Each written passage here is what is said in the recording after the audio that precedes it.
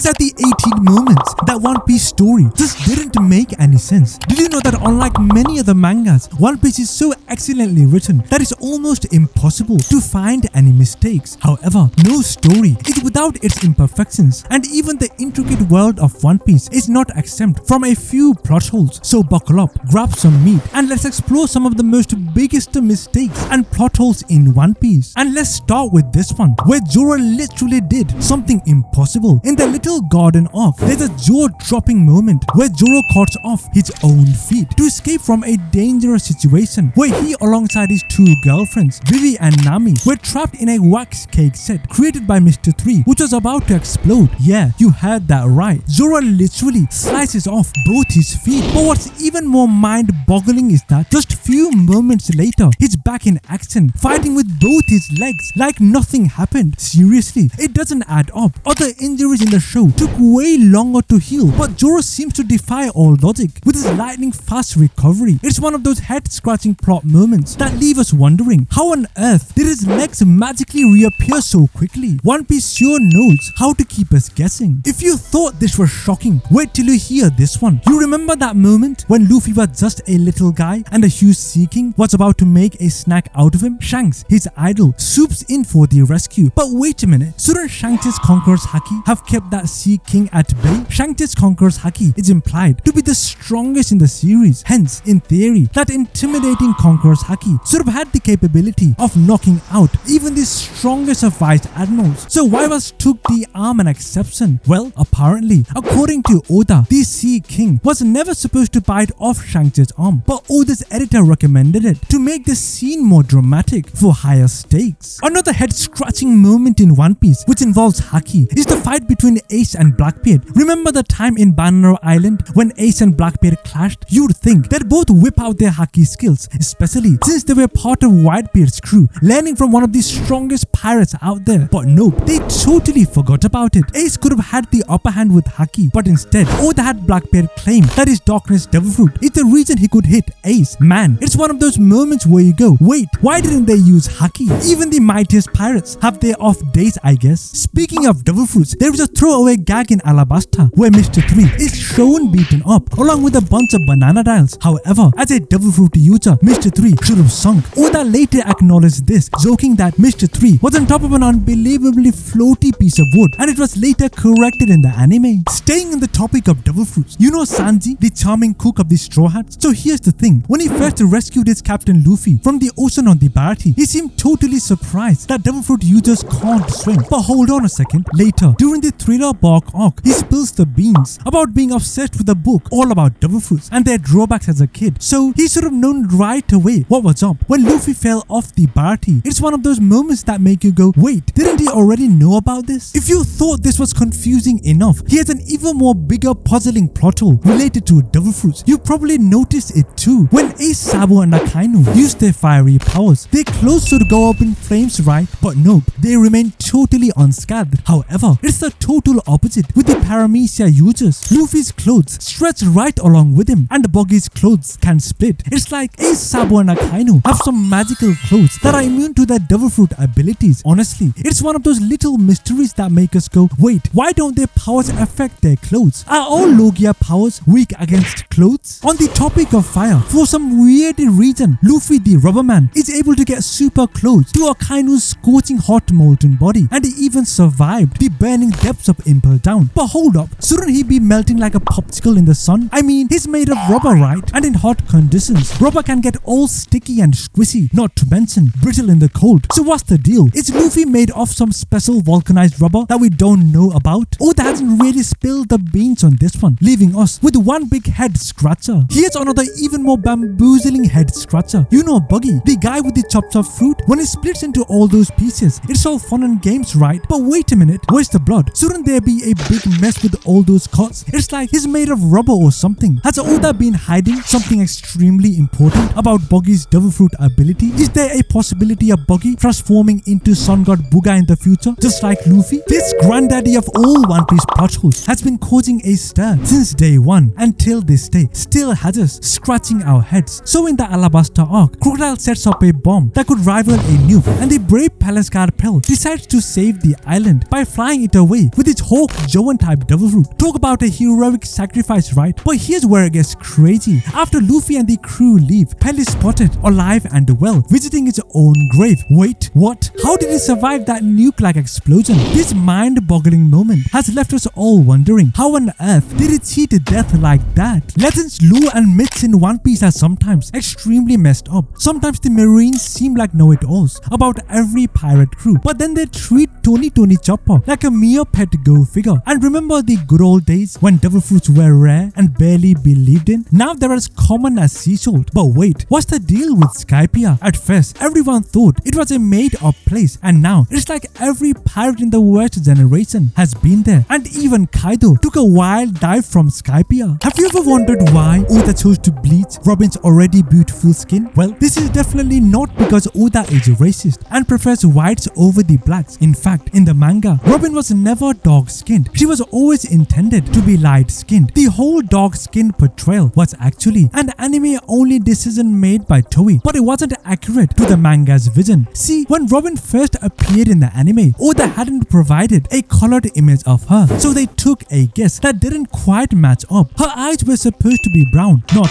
blue, just like Tashigi's hair was originally black, not blue. So Oda didn't whitewash Robin. She was always canonically light-skinned, and hey, it's totally plausible that her skin color changed post-time skip. She spent years on a desert island and then a winter island, so her tan naturally faded. Sometimes One Piece can get us all tangled up in these colorful mysteries. Let's talk about Enma, Zoro's new epic weapon in Wano. It's become a symbol of his fierce battles in some of the best One Piece fights. But hold on a sec, have you noticed something odd about Enma's size? In the flashbacks, when Oden wields it, it's massive, but when Zoro gets his hands on it, it suddenly shrinks down to the size of his other swords. Fans are like, wait, what's going on here? It seems Oda wanted Enma to match Oden's huge frame, but it's left as a bit of a plot hole because it doesn't quite add up when it ends up smaller in Zoro's hands. On the topic of Zoro, there's an age-old mystery of Zoro's strength level in One Piece. It's got fans scratching their heads for sure. You would think, with all that intense training, Zoro would be the powerhouse of the crew, right? But hold on, why does he always seem to lag behind Luffy and stay on par with Sanji? It's like a never-ending debate. It's a topic of wonder why Luffy gets stronger without putting in the same ship training hours as Zoro. Sure, the crew gets stronger with every island they conquer, but it still doesn't quite explain this plot hole because Zoro is fighting just as hard and training relentlessly too. In the perplexing world of laser beams in One Piece, Kizaru and those sneaky pacifists sure know how to bring the heat with their light speed attacks. But wait, how in the world do you dodge something moving at the speed of light? It's like an impossible game of tag. And get this, Kizaru, being made of light, should technically be able to zip around the world in a flash, unaffected by gravity. And here's another puzzler. Can you actually repel his light-based attacks with a mirror? Another bamboozling plot hole is the curious case of characters losing blood in One Piece. Take the Fishman Island arc, for example. Sanji sees mermaids and loses too much blood, and later there's that symbolic moment where Jinbei and Luffy share blood. But hold on a minute, in that very same arc, we learned that Fisher Tiger refused life-saving blood from a human. Talk about a head scratcher. It's like the only time we see someone needing a transfusion in the whole series. And don't get me started on Luffy. He's always getting banged up and losing blood, but it's like it never even gets mentioned. Sure, Oda wanted that powerful moment between Luffy and Jinbei, but it still leaves us wondering, why isn't the blood issue brought up more often? Oh boy, the plot hole of Luffy's sun god Nika Devilfoot will certainly get you all worked up. I mean, this guy made headlines everywhere, declaring war on the world government, causing chaos at NS Lobby, breaking into Impel Down, and being a star at Marineford. It's like his antics were televised for the world to see, and yet the Gorosei had no clue he had the Gum Gum fruit until Wano. Come on, Luffy should have been under a microscope after Marineford, especially wearing the same hat as Roger and Shanks, and having the last surviving O'Haran on his crew. Pre-time skip, he took down 2 warlords and CP9. Shouldn't they have known about him by now? Everyone from Smoker to the Admirals to enemies locked up in Impel Down witnessed his abilities, and yet somehow it never reached the Gorosei. It feels like the highest authority in the world should have known more about this hotshot rookie with the straw hat. The reveal of the Nika fruit this late in the story feels a bit rushed and random, and fans probably expected a more carefully planned moment from the masterful Oda. Okay, let's talk about the intriguing plot hole of devil fruit users and their weaknesses in One Piece. Take Doflamingo's strings for example. They couldn't cut the factory because it was made of sea prism Prism Stone, and we all know Devil Fruit users can't touch that stuff. But here's the puzzler: if a Devil Fruit ability touches Sea Prism Stone, does it get nullified? It's like a big question mark. And then we have Aokiji, who can freeze the ocean. But wait, isn't the ocean water his weakness too? It's like a contradiction. The final and probably the most surprising plot hole of the lot. You know, it's said that Whitebeard never backed down from a fight, and both the anime and manga imply that he never got a single scratch on his back. But wait, here's the puzzling part. During the battle, Squad pierced Whitebeard's body with a long sword right through his abdomen and up to the back. So why didn't he get a back scar from that?